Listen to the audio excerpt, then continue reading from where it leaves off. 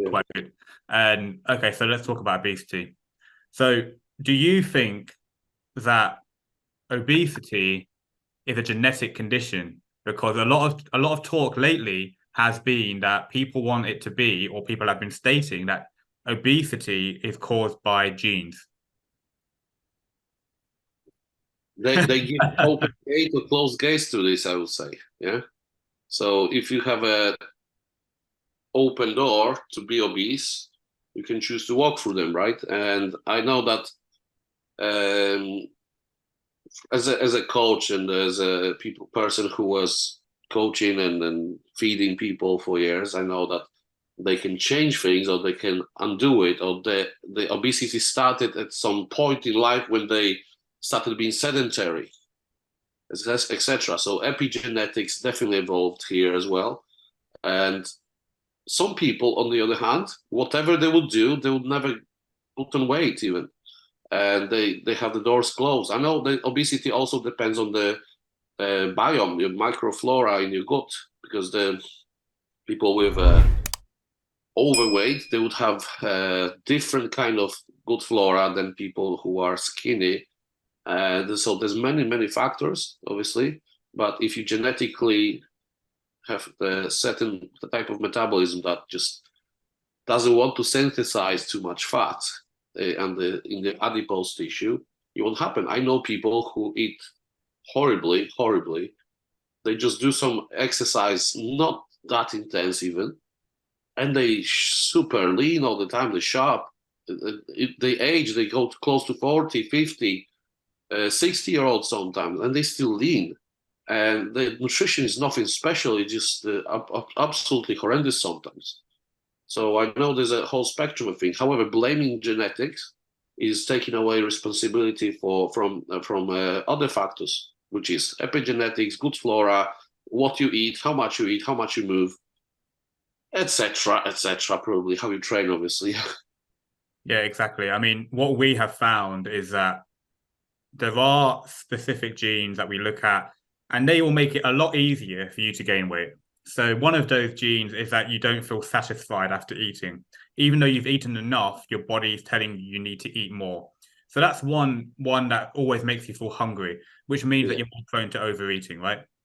So by having that knowledge that you are one of these people with that genetic mutation that make you want to eat more all the time, you can say, look, I've eaten my meal. I understand that I feel hungry, but that's because that's just my genetics, right? And it gives you an understanding. Yeah. So some people, that is the case. Another factor is that some people will just put on fat easier. Their body wants to hold on to fat, and it wants to put that fat on because that's just the way their genes work. So there are lots of different aspects towards obesity. Fundamentally, it does come down to how much you're moving, how much you're eating, but genetics will make it a lot easier for some people to gain weight. But also on the flip side, how much you're moving and how much you're eating also caused by some genetic exactly, factors. yeah, exactly. So your People are genetic, so energetic that they just won't stop moving. Some people actually don't want to eat. yeah, yeah, Like, I actually, and I kind of enjoy not eating myself. yeah. When I have to like stop eating, I started enjoying that state where I just don't eat for a day or two max. That's it. Because I'm conscious that this is not going to do well with my power training, but at the same time, I can't sometimes understand people who are not enjoying this. Yeah, and genetics will play with your mind. It will affect the way you feel about food. It will affect in celiac disease. For some people, that door is open because of the gene variants, but it doesn't mean you have to walk through that door. There could be a trigger which causes it to happen. Okay, so that thing is not really included in genetic testing. Well, we tell you if you have a risk of A getting risk. celiac, if it's a risk. So it's not a genetic Of disease. you completely out of question, there's definitely no way for you to get a celiac. If you Yeah. have anything, maybe look somewhere else. Yeah, Yeah, maybe. exactly. Yeah, look somewhere else. And there are other genes which are associated with sensitivity to gluten, but not celiac disease itself. So you could have a sensitivity, and we do look at those genes which are associated with a sensitivity, but not complete celiac disease. And yeah, so it's the same thing of a lot of diseases which are out there. Most diseases have a genetic component. And like Alzheimer's has a genetic component, heart disease does, type 2 diabetes does, cancers do. And that might mean the door is open to you and it's very easy to get that disease. It might mean that it's slightly ajar, you have to open the door and walk through. And for those lucky people, it might mean that they'll never get that disease because it just won't happen to them. That's quite uncommon. Like you don't have genes to have say, 3 eyes or something. Yeah, exactly. Yeah, but that would be a congenital condition. So you can't become a cyclos by removing 2 other eyes. No. Well, I mean, it's interesting with the people are not looking into many factors at all. They feel bad with say after a sandwich and they blame celiac necessarily. It could be different thing. It would be cheese they use. Yeah, exactly. Yeah. Or a different component. For example, Charles Poliquin said he's actually okay with gluten, but he's not okay with wheat. Mm-hmm. It just I think that's really important. Different things than wheat. Yeah. Fine, but the wheat itself, he was not fine. Yeah. Me, for example, I am okay with wheat completely. However, if I had rye, something starts breaking down. Something starts going down. My performance goes down. My inflammation is up, etc. Yeah, exactly. And barley as well. Barley. I have cramps after barley. It's actually important to also know that it may not even be anything you've eaten. You could just be ill. you may be ill, and so some people will jump at, I remember having that sandwich or that burger from X last night, and now I feel really ill. Well, yes, it might have been caused by the food, but it may have been caused by anything else, literally anything else. You could have caught a virus, you could have got a bacterial infection. It could be anything what could have made you ill. And so I think people love to jump on the fact that, I must be lactose intolerant or I must have celiac disease because they suddenly got ill after eating a sandwich. And there's so many other factors to think about. The other story I have, I used to be vegetarian for 14 years, as I said before. And how it all started was I was feeling unwell. I had headaches, massive headaches after meat, I thought, yeah? Because I had vegetarian friends, they told me, look, meat is evil. Here's the book about it. Here's the second book about it, third book about it. And you just read it. It was just like, shit, you eat that chicken, I feel really bad after meat. Years and years later, 40 years later, when I was no longer vegetarian, I discovered, I still don't eat chicken, by the way, but I can have thighs, I can have chicken stomachs, chicken livers, chicken hearts, whatever, yeah? I prefer thighs though. It just after chicken breast, I found I have some problem. And the solution, one of my friends said he used to work in that chicken factory, and they were injecting something only to the chicken breasts to make it bigger. And if you were trying to inject something, because chicken breast has one fascia around it, and it obviously grows nicely, and they can sell it at higher price. They wouldn't do it to a chicken thigh because chicken thigh has multiple muscles and fascia systems, and they would need a very, specialist people to inject that, and it would probably be more expensive to inject it like this than they could get money for. So that's the story behind my vegetarianism. It was just one big misconception, and people do a lot of research by looking at the world through a straw. They do. Yeah, I mean, that's exactly it. I mean, bringing it back to like a genetic component, people take a lot of blood testing, and blood testing is really good to know if a supplement has got into your bloodstream. So if you're taking vitamin D3, it's really good to know that I've tested my blood and there's vitamin D3 has gone up, right? That's great to know, because it means that the supplement you're taking is true, it's real, and it's getting into you. But it doesn't mean that your body's using it correctly.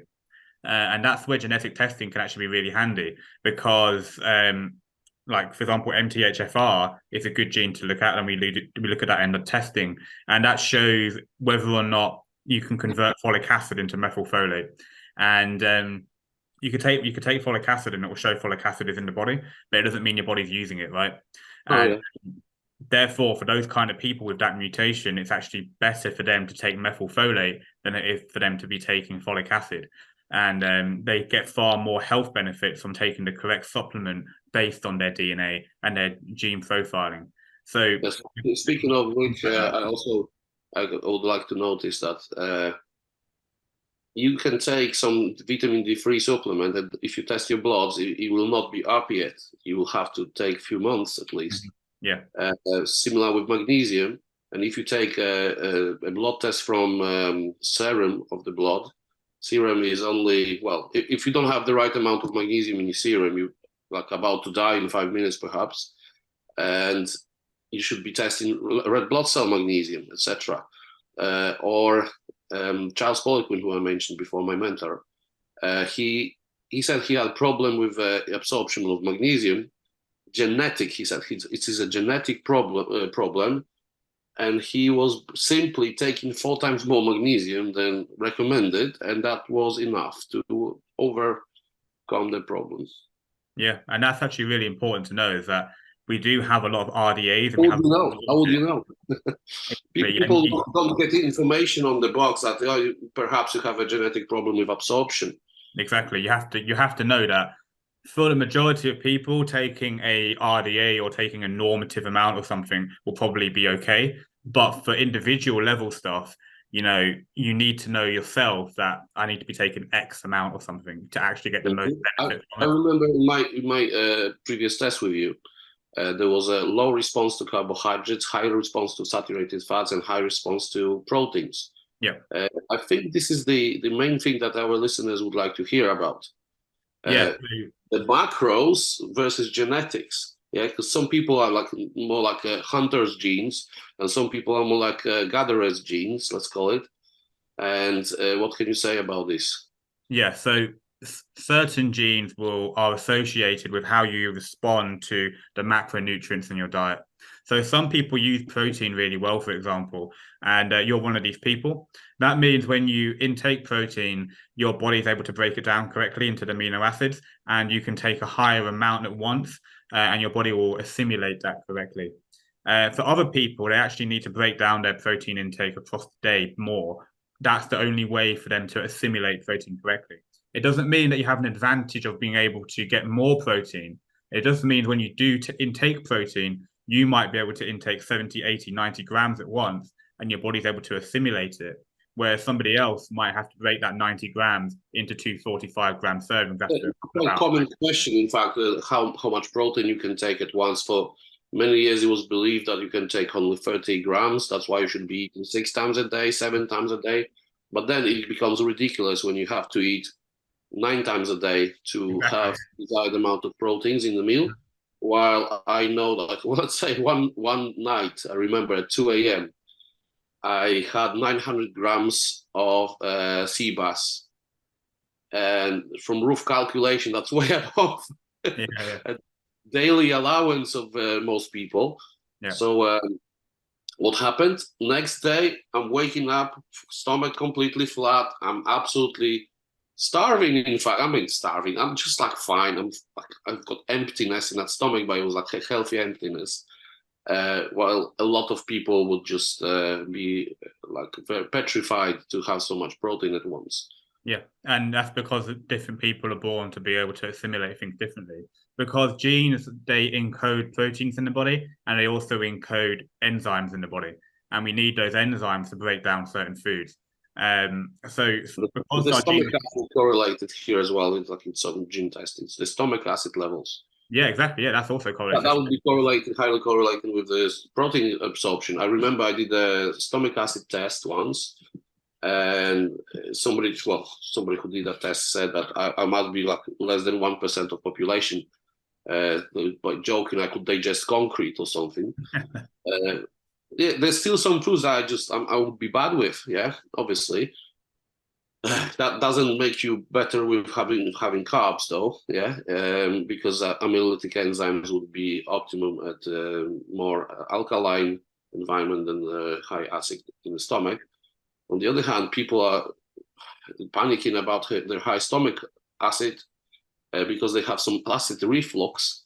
And that acid reflux doesn't mean it's acid that's a problem, it's a reflux that's a problem. Yeah, exactly. Yeah, and reflux is something like, so, say somebody can have a, say, tight diaphragm, and in my practice, sometimes I would massage somebody's diaphragm and they still have an acid reflux.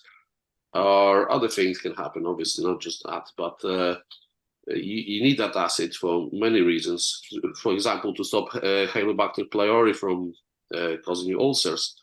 But yeah, so you're saying this stomach acid is also genetically coded. It might be linked to how much protein you're absorbing, yeah? Yeah, So so it's the enzymes that can break it down. Yeah, and enzymes are coded genetically, and those enzymes will take care of your protein. They will take care of your carbs, of your fats, etc. Yeah, so it's all common. You know, there's some mechanics behind it. There's some reason. There's some cause and effect, and it's not just statistics, isn't it? Yeah, exactly. I mean, and obviously there are different types of protein, right? So they have different amino acid profiles, but there was some research done on this which used eggs as the main source of protein. And that's what showed this assimilation and the symptoms that certain people got after eating too many eggs in one sitting. They were completely different to the symptoms, and the genotypes correlated perfectly well. And these genes are associated with an ability to create and encode enzymes which were breaking down protein.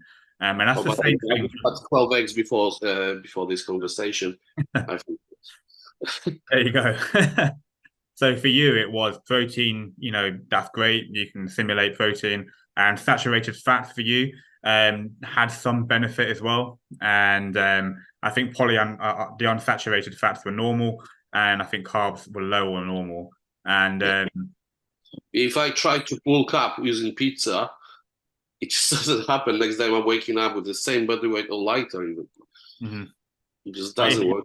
But when you try and gain muscle, for you, probably this combination of saturated fats, proteins, with your carbs, etc. You know, for your fiber. There's some carbs needed, okay, but only it can be replaced as well. I remember at some point I didn't have a gram of carbs apart from salad, lettuce, for 3 months or 4. Yeah, and I trained mixed martial arts, and I trained in the gym as well with weights. And the training was really hard and intense, dense and intense, yeah. And remember, the only problem I had is after 45th minute of such any expenditure, I just had to say stop. After 45 minutes, though, is a lot of time. You could say, or is a little time. But that comes together with what I already experienced before. That testing is like, I didn't really respond well to carbs so much. Yeah, I can have them. I had a chocolate. I would definitely not have any bad aftermath or something like this. But if I just try to do something like some bodybuilders are doing, like 400 grams a day, 600 grams a day, 1,000 grams a day of carbs, I don't know what it will do to me. I just lose all the energy to live, and whenever I went so high on the carbs, it was just not working completely. The performance was down. Yeah. And that depends on person. That's built into you, you know, and that's exactly what the testing came back 10 years ago, and it remains the same to this day. So yeah, macronutrients are all they're all encoded by our genes and the enzymes to break these things down. And even your micronutrients, your vitamins, minerals, and certain supplements are again influenced by gene behavior, and they can influence gene behavior as well. As we spoke about epigenetics, supplements and stuff, they can influence our genes' behavior. So we look at multiple supplements. I think we look at about 28 on the platform. And they range from your typical stuff, so your vitamin B6, methylfolate, vitamin D3, and that extends all the way to things like creatine, glutamine, even citrulline malate, etc. So there's loads of different supplements that we look at, and it tells you whether or not you're going to get a benefit from using these or not. So with vitamin D3, I've noticed something. So it's recommended. It used to be recommended for 100 units a day for decades. Then more research came out, and they started linking vitamin D3 deficiency with, say, 200 different diseases. And I started taking more vitamin D3. One of the things that I've noticed, say, each summer when the sun started shining more, my skin was literally flaking off me because I was very pale, and then suddenly red, and skin was very inflamed. But after taking vitamin D3 for many months, I was able to just get a tan instead. Mm-hmm. That's one thing that happened. However, recently I had a blood test, and I tested also vitamin D3. It was right in the middle of the norm, but the amount I was taking was horrendous. It was so big. It was like twice a week, 100,000 units. Mm-hmm. Which is not big. Like if you get exposed to the sun, let's say a farmer is working with no shirt on in the sun like this, he would probably get 100,000 in a broad daylight over the day of work. It's not something that unusual for a person, but it's way above the typical recommendation of, say, 5 to 10,000 a day, and that's probably also genetically determined how much you can absorb the vitamin D3 through mouth. Yeah. There are genotypes which are associated with lower levels of vitamin D3 in the blood. They're just correlated directly. And there are also genotypes which means that even if you are in the sun, your body can't convert it into vitamin D3 anyway. So you're going to automatically have lower levels, especially if the majority of the time you're not in the sun at all. So this conversion from one substance to a usable substance, this is actually where genes play the biggest role, right? So we think about taking like like vitamin A, right? So we think about eating a diet high in carrots, etc. Everyone say that's high in vitamin A, but our body can only use retinol, which is that form of vitamin A. And in carrots, etc., this is beta carotene. Now, for most people, they can eat that, and that our body will convert that beta carotene into retinol, and therefore your vitamin A levels are fine. But if you have a mutation in BCO1, you can't actually convert beta carotene into retinol, and therefore your vitamin A levels will plummet, especially if you are vegetarian and you're not eating meat, because meat contains retinol, vitamin A, in that form, the correct form that you need. So this is where genes play a big role. The genes play a role in converting substance A into substance B, and we need substance B in the body. Yeah.